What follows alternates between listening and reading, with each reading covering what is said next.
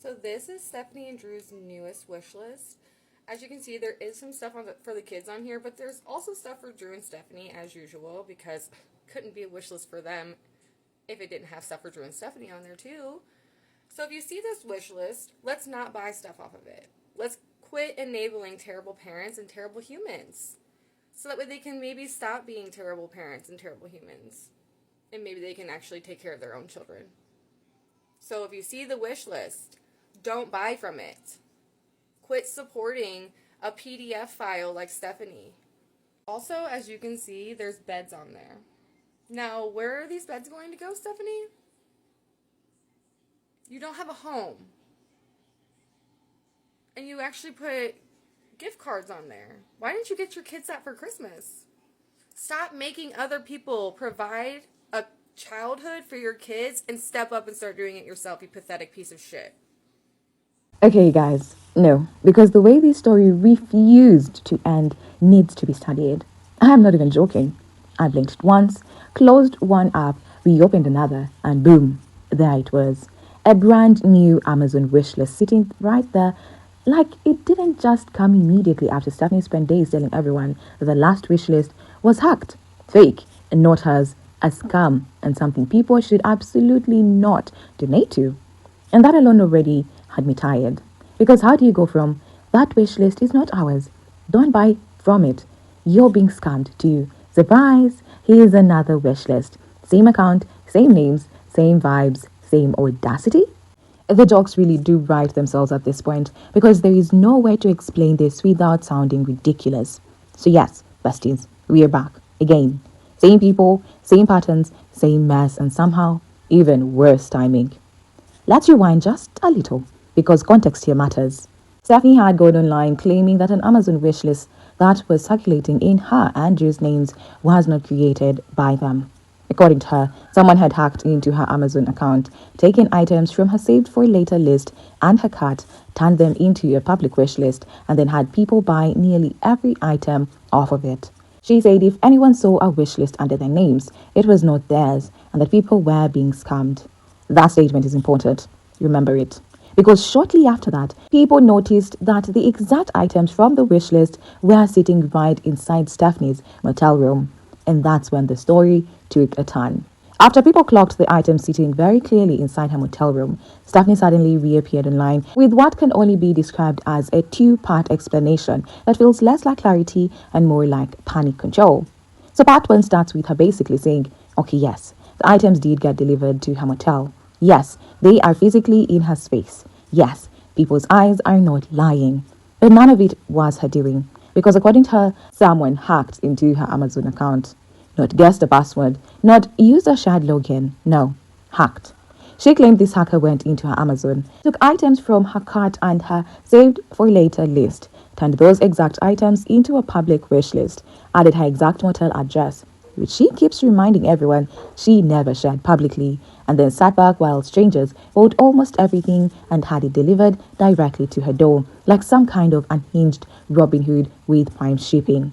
And she says she felt very torn about it all, because on one hand, she was grateful, since the items were things her kids needed, but on the other hand, she was freaked out, because having items delivered to an address she says she never made public felt invasive and creepy to her.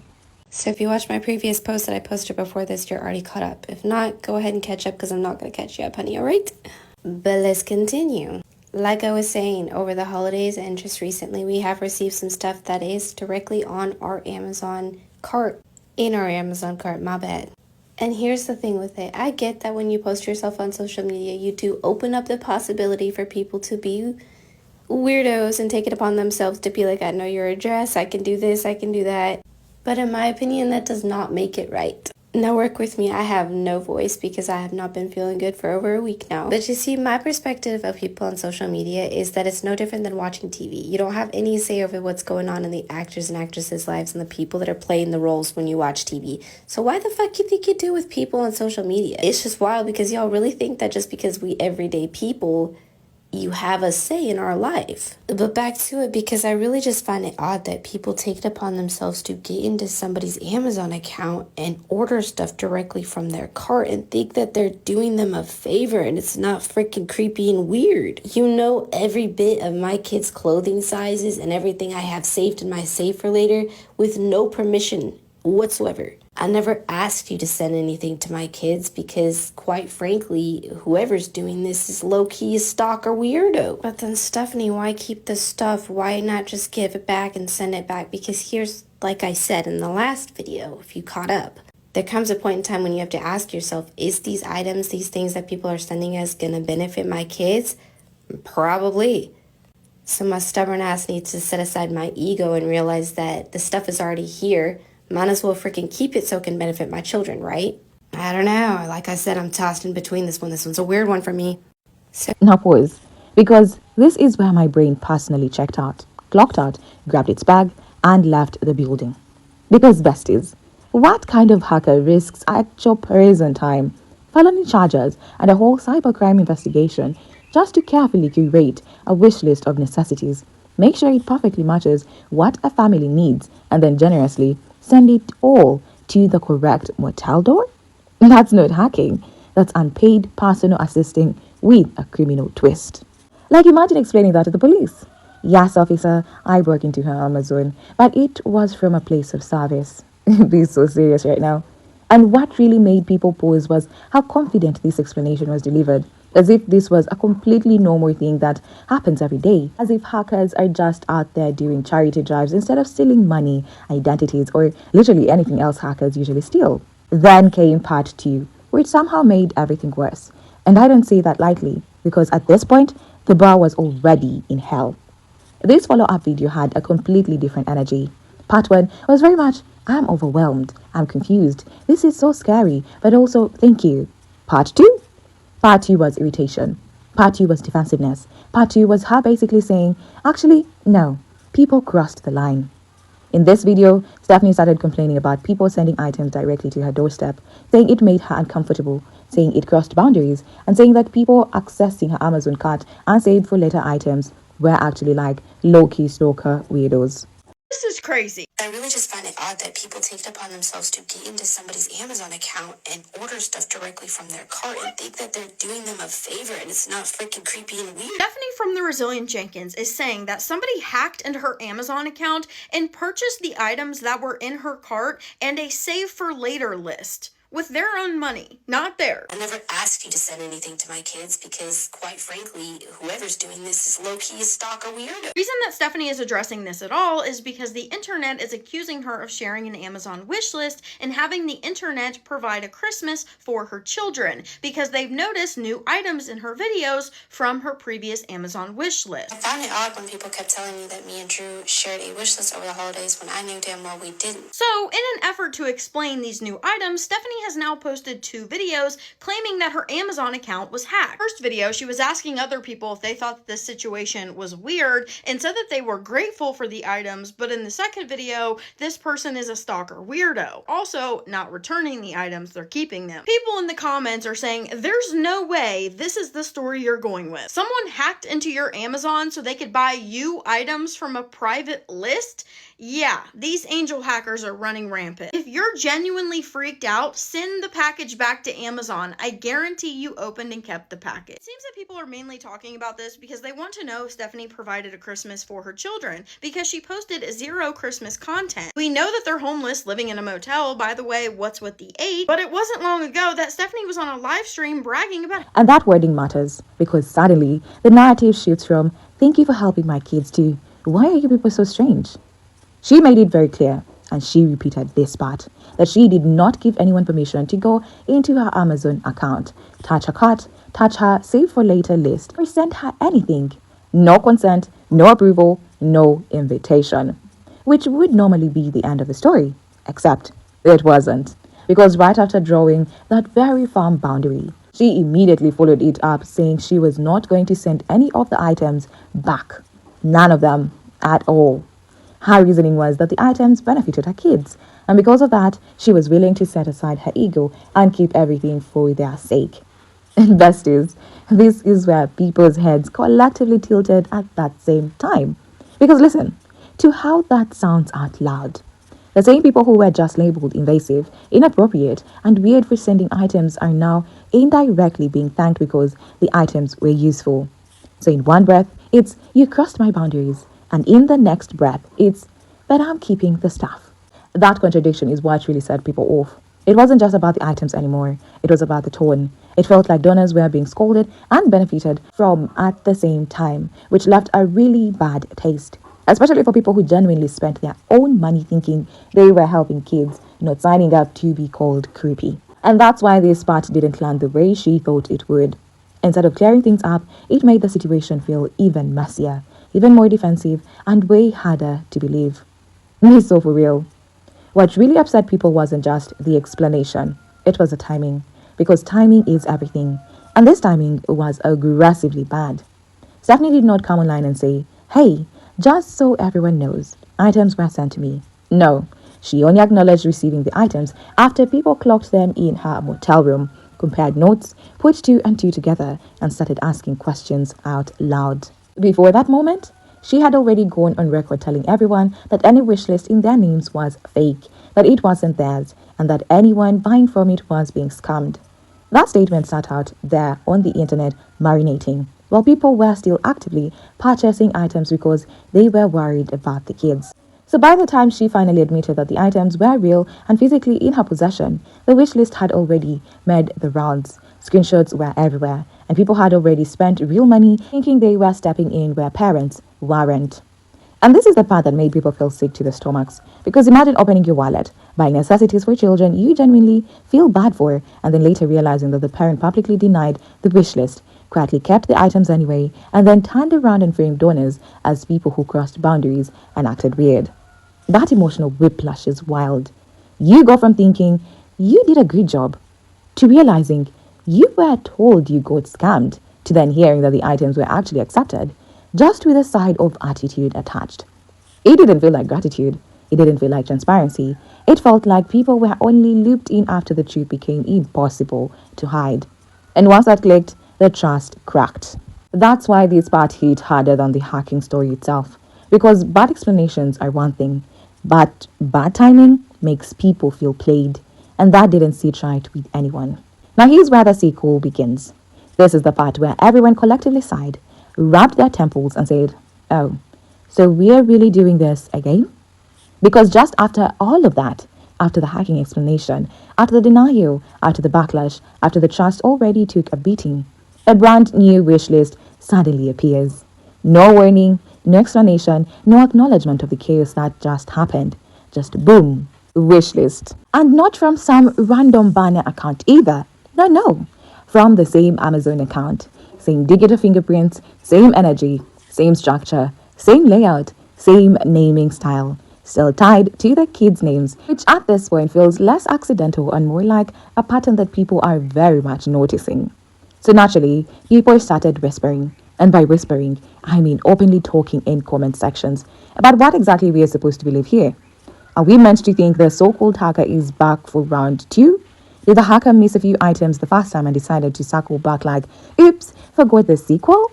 Or, and stay with me here, was this the wish list created intentionally to keep the donations flowing, just with a little bit of distance and deniability built in it? Weren't you so dang tired, Stephanie Jenkins, of people sending you gifts? Well, this is probably why people are sending you gifts, because Mr. Drew Jenkins has created another Amazon wish list. Now, people are saying it's for like a birthday gift. I don't know if it's Momo's, whomever. But if you check it out right there, he just made this list. He just made this wish list for all these items right here. When is the dry backing gonna stop? Like, I'm so upset that Stephanie Jenkins is getting all of her things paid for by, like, people that are delulu, yet there's people that, like, actually need help that nobody is helping. But you know what? I digress. I am just here to, like, try to help some people take accountability. And by some people, I mean her. Right here. As the screenshot shows, that is proof that Mr. Drew Jenkins is still panhandling for money only via the TikTok and interwebs. No accusations, just observations, allegedly. in theory, based on patterns. Because when you tell the internet very clearly that a wish list in your name is fake, hacked, and a scam, then another wish list pops up from the same place, tied to the same people, using the same sympathy triggers. You cannot be shocked when people stop giving you the benefit of the doubt. This is the moment where confusion turns into suspicion and sympathy quietly packs its bags. And that's why the sequel didn't land as a misunderstanding. It landed as a choice. Let's talk about what's actually on the wish list, because this is where things get uncomfortable. Yes, there are children's items on it. Toys, things that immediately trigger sympathy. That part is not accidental. But mixed in those items are clearly meant for Drew and Stephanie too. There are gift cards. There are lunch boxes, which is interesting because Stephanie herself previously said the kids already had lunch boxes, but they were kept in the storage unit since they didn't want too many things in the motel. So why are lunch boxes suddenly needed again? Then there is dishwasher detergent. And unless the motel secretly upgraded overnight, there is no dishwasher in a motel room. So where exactly is that being used? There is also laundry detergent, which at this point makes it feel less like a wish list and more like a public funding page for their entire household. But the item that really made people pause was the beds, actual beds, mattresses. Because here's the thing, the public already bought beds for the kids months ago.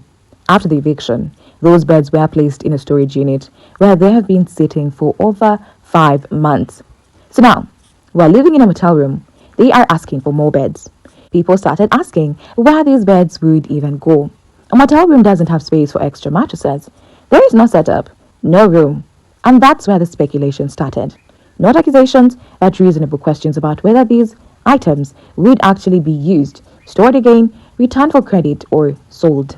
Especially considering the presence of gift cards on the wish list, which are easily converted into cash. As if the situation wasn't already doing the absolute most, G decided to go ahead and rename the wish list to Momo's first birthday. And that's the moment a lot of people just leaned back in their chairs and laughed. Not because it was funny, but because it was unbelievable.